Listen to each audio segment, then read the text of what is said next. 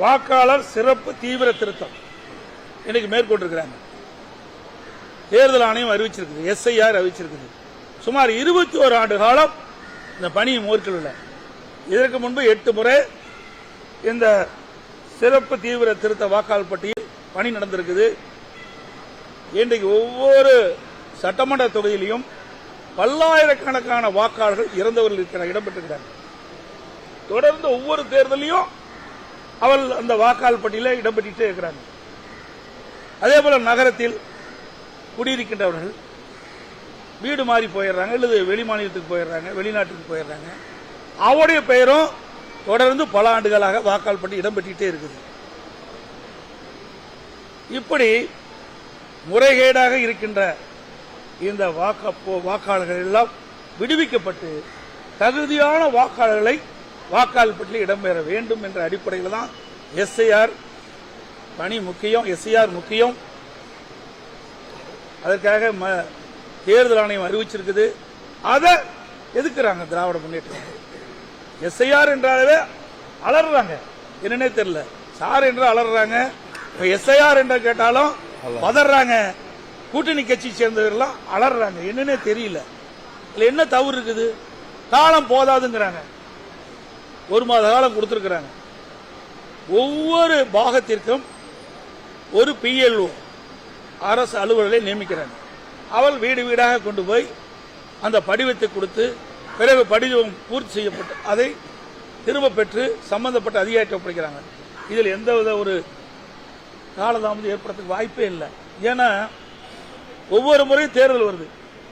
தேர்தல் வருகின்ற பொழுது அந்த வாக்காளர்கள் வாக்களிப்பதற்கு அடையாள ஸ்லிப் கொடுக்கிறாங்க.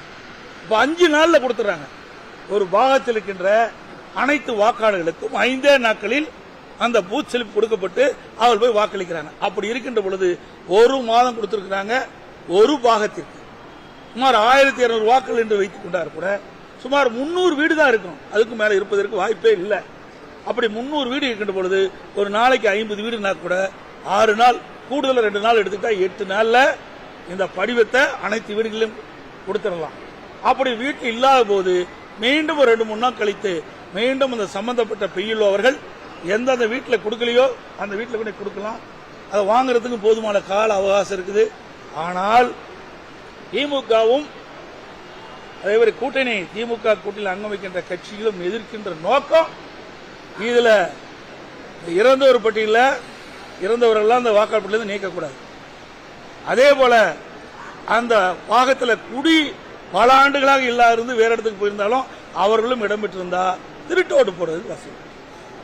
தேர்தல் நாள் போது இறந்தவர்கள் உயிர் பெற்று ஓட்டு போட வந்துடுறாங்க. அது திமுக கை வந்த காலம். அதனாலதான் இவ்வளவு பயம். இதுல என்ன தவறு இருக்கிறதுக்கு வாய்ப்பே கிடையாது. எல்லாத்துக்கும் PLO2 போட்டுக்கிறோம். ஒவ்வொரு கட்சிக்கும் PLO2 போட்டுக்கிறோம். அவர்கள் PLO போய் வீடு வீடாக அந்த படிவத்தை கொடுக்கின்ற பொழுது அவர்களோட சென்று அவர்கள் சரியாக அந்த பணியை மேற்கொள்ள என்று அவர்கள் கண்காணிக்கலாம். அதுக்கு தேர்தல் ஆணையம் முழு வாய்ப்பு கொடுத்திருக்குது. அப்படி இருக்கின்ற பொழுது வேண்டுமென்றே திட்டமிட்டு ஒரு தவறான செய்தியை மக்களிடத்திலே பதிய வைக்க என்பதற்காக இன்றைக்கு ஆர்ப்பாட்டம் நடத்துறாங்க. ஏன் இறந்த ஓட்டை நீக்க என்ன தவறு? பல ஆண்டுகளாக குடியில்லாம ஒரு வீட்டில் புதுசா ஒருத்தர் குடி வந்திருக்கிறாரு. ஆனா ஏற்கனவே குடியிருந்தவர் தான் அந்த வாக்காளர் பட்டியலில் தொடர்ந்து இடம்பெற்று இருக்கிறாரு. இப்படி இருக்கின்ற பொழுது தேர்தல் நேரத்தில் இந்த வாக்குகளில் எல்லாம் திராவிட முன்னேற்ற கழகம் கள்ள ஓட்டு போட்டு ஒவ்வொரு முறை இருந்திருக்குது. இன்னைக்கு ஒரு உதாரணத்துக்கு சென்னை மாநகராட்சி தேர்தல் நடந்தது. அப்பொழுது திருட்டோட்டு போட முயன்ற திராவிட முன்னேற்ற கழகத்தை சேர்ந்த ஒருத்தரை கையும் களவா பிடிச்சு எங்களுடைய கழக அமைப்பு செயலாளர் மரியாதைக்குரிய ஜெயக்குமார் அவர்கள் ஒப்படைச்சார் காவல்துறையிட்ட. அவர் மீது வழக்கு போட்டார். 15 நாள் சிறையில் இருந்தார். இப்படிப்பட்ட நிகழ்வுகள் எல்லாம் நடைபெறக்கூடாது என்பதற்கு தான் SIR இன்றைக்கு தேர்தல் ஆணையம் அறிவிச்சிருக்குது. இதையெல்லாம் வேண்டுமென்றே திட்டமிட்டு மக்களிடத்தில் ஒரு அச்ச உணர்வை ஏற்படுத்தி அவர் வாக்குகள் பறிபோகும் என்று ஒரு தவறான செய்தியை வெளிப்படுத்திட்டு இருக்கிறாங்க. ஏன் அவர்களுக்கு PLO2 இருக்கிறாங்க, கூட்டணி கட்சிக்காரருக்கு PLO2 இருக்கிறாங்க. எனக்கு பல கட்சி ஒன்றாக இணைந்துதான் நீங்க சொல்றீங்க. எல்லாத்துக்கும் ஒவ்வொருத்துக்கும் ஒவ்வொரு பூத்துக்கும் ஒவ்வொரு பாகத்திற்கும் ஒரு PLO2 அவர் கட்சி ஒரு 5-6 கட்சி கூட்டணி இருக்குது. 5-6 பேரும் PLO2 பெற்றிருப்பாங்க. 5-6 பேரும் போங்க. அதுல தவறு இருந்தா அந்த தவறு சுட்டி காட்டுங்க, அவர்கள் அதை சரி செய்வாங்க. இதில் எந்தவித தவறு செய்வதற்கு வாய்ப்பே கிடையாது. ஆனா வேண்டுமென்றே திட்டமிட்டு மக்களை குழப்பி ஒரு தவறான செய்தியை மக்களிடத்தில் பரப்பி வருகிறாங்க. இது ஏற்றுக்கொள்ள முடியாது. அனைத்து இந்திய அண்ணா திராவிட முன்னேற்ற கழகத்தை பொறுத்த வரைக்கும் ஒரு தகுதியான வாக்காளர் பட்டியல் இடம்பெற வேண்டும்.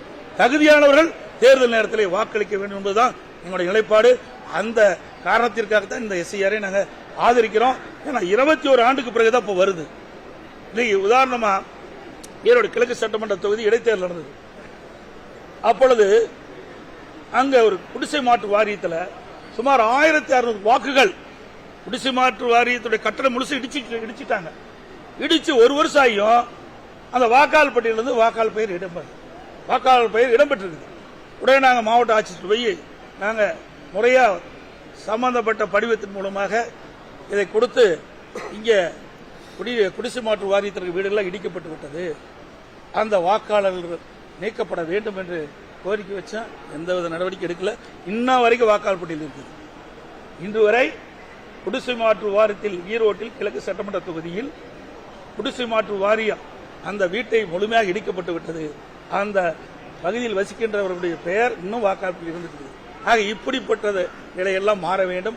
இப்படிப்பட்ட வாக்காளர்கள் எல்லாம் வாக்காளர் பட்டியலிருந்து விடுவிக்க வேண்டும். முறையாக அவர்கள் எங்கே போய் தங்கி இருக்கிறார்களோ எங்கே போய் இருக்கிறார்களோ அதை கண்டுபிடித்து அவர்களை வாக்காளர் பட்டியலில் இடம்பெற வேண்டும். இதுதான் எங்களுடைய நிலைப்பாடு. எஸ்ஐஆர் தொடர்பாக உச்சநீதிமன்றத்தில் திமுக வழக்கு தொடர்ந்திருக்கு. அதுல அதிமுகவும் தன்னை இணைச்சிக்கணும்னு சொல்லி ஒரு பெட்டிஷன் போட்டு. ஆமா, ஏன்னா இதுல சில தவறான தகவலை திமுக பதிவு வச்சா அதை சரி செய்யணும்ல. மக்களுக்கு ஏற்படுகின்ற பிரச்சனையை நாங்க உண்மை நிலையை எடுத்து சொல்றதுதான் நாங்க போயிடுவோம், ஜாயின் பண்ணிடுவோம். அதுல இல்லைன்னா வேண்டுமென்றே திட்டமிட்டு ஒரு தவறான தகவலை நீதிமன்றத்தில் பதிவு செய்யப்படும். என்ன அவங்களுக்கு பதற வேண்டிய அவசியம் என்ன? ஏன் பதறாங்க? ஏன் அலறாங்க? உங்களுக்கு ஊடக நம்பர் பத்திரிகை அத்தனை பேருக்குமே தெரியும். தெரியாத ஒண்ணுமே கிடையாது. ஆக வேண்டுமென்றே திட்டமிட்டு ஒரு குழப்பத்தை உருவாக்கி கொண்டிருக்கின்றார். ஏதோ எஸ்ஐஆர் வந்தா மக்களுக்கு வாக்களிக்கக்கூடிய உரிமையை பறிபோயிரும் என்ற ஒரு தவறான செய்தியை பரப்பிட்டு வராங்க. இது கண்டனத்துக்குரியது. இன்றைக்கு பல முறை இந்த எஸ்ஐஆர் பணி தமிழகத்தில் நடந்திருக்கு. 8 முறை நடந்திருக்கு இதுக்கு முந்தி. ஆக அப்பெல்லாம் பதறல. ஸ்டாலின் அவர்கள் பதறதுக்கு காரணமே அதில் இருக்கிற இறந்தவர்கள் வாக்குகள், அங்கே வசிக்காதவர்கள் வசிப்பதாக வாக்காளர் பட்டியலில் இடம்பெற்றிருக்கின்ற வாக்காளர்கள், இப்படிப்பட்ட வாக்காளர்களை தேர்தல் நேரத்திலே தள்ள ஓட்டு போடுவதற்கு இனி முடியாது. எஸ்ஐஆர் வந்துவிட்டார். அதனாலதான் இந்த குளறுபடியை, இந்த அவதூறு செய்தியை பரப்பி வர்றாங்க.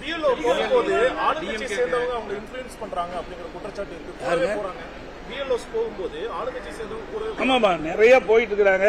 சில இடத்துல படிவத்தை அப்படியே ஒட்டுமொத்தமா வாங்கிக்கிறாங்க. அதைத்தான் நாளைக்கு நீதிமன்றம் வரும்போது அதையெல்லாம் நாங்க கருத்து தெரிவிப்போம். ஆக பிஎல்ஓவுடைய பணி அந்த ஒவ்வொரு வாக்காளருக்கும் அவர்கள் தான் அந்த வாக்காளர் படிவத்தை கொடுக்க வேண்டும். அதே போல பூர்த்தி செய்ய பிறகு அந்த பிஎல்ஓ தான் அதை பெற வேண்டும். இல்லாவிட்டால் இது உண்மையாக ஒரு வாக்காளர் பட்டியல் தயாரிக்க முடியாது. வேண்டுமென்றே திட்டமிட்டு இன்றைக்கு வேறு கட்சிக்கு வாக்களிக்கக்கூடியவர்களை திமுக வாக்களிக்கிறவர்களே சரியா செஞ்சிருவாங்க. வேறு கட்சிக்கு வாக்களிக்கக்கூடிய வாக்காளர் இருந்தா அந்த படிவத்தை இவர்கள் வாங்கி அங்க தலைமையில கொடுக்க மாட்டாங்க, சம்பந்தப்பட்ட அதிகாரி கொடுக்க மாட்டாங்க. வாக்காளர் பட்டியல் இடம்பெறாத போயிடும். இது தவறு. எல்லா கட்சிக்கும் பொதுவானதான் நான் பேசுறேன். எங்க கட்சிக்கு மட்டும் ஆதரவா பேசல. உண்மையான வாக்காளர் பட்டியல் தயார் பண்ண வேண்டும். ஆகவே பிஎல்ஓ ஒவ்வொரு பாகத்திற்கும் ஒரு பிஎல்ஓ நியமிக்கிட்டு அவர்கள்தான் அந்த வாக்காளரை சந்தித்து அந்த தேர்தல் ஆணையம் கொடுக்கப்பட்ட அந்த படிவத்தை இந்த வாக்காளருக்கு கொடுக்கணும். அதில் பூர்த்தி செய்ய பிறகு அந்த வாக்காளர் பட்டியல் அவர்கள்தான் பெற்று சம்பந்தப்பட்ட அதிகாரி ஒப்படைக்க வேண்டும். சட்டமன்ற விடுவிக்கிறதுல ரொம்ப காலதாமதப்படுத்தி வர்றதாகவும் களத்தில் மக்கள் நல பணிகள் செய்யறதுல கொஞ்சம் இழுபறிகளை நீடிப்பதாகவும் ஒரு குற்றச்சாட்டு வந்து எப்படி பார்க்குறது? அதாவது அவர்கள் எப்பொழுதுமே வருடம் குறிப்பிட்ட காலத்தில் சட்டமன்ற தொகுதி மேம்பாட்டு நிதி விடுவிக்கிறதுல இந்த ஆண்டு சட்டமன்றத்தில் முதலமைச்சர் அறிவிச்சாரு. இனி ஜிஎஸ்டி வந்து இந்த சட்டமன்ற மேம்பாட்டு நிதியில் ஜிஎஸ்டி பிடிச்சுப்பாங்க, 18% பிடிப்பாங்க. அதை வந்து இனி அரசாங்கமே வழங்குன்னு சொன்னாங்க. இது வரைக்கும் இந்த ஜிஎஸ்டி விடுவிக்கல. நான் 2 நாளைக்கு முந்தைய ட்விட்டர்லாம் கொடுத்துருக்கிறேன். உடனடியாக இந்த அரசு அறிவித்தவாறு இந்த சட்டமன்ற தொகுதி மேம்பாட்டு நிதிக்கு ஜிஎஸ்டி விடுவிக்க வேண்டும் என்று கொடுத்துருக்கிறேன். இன்னும் அதுக்கு முறையாக பதில் வரல.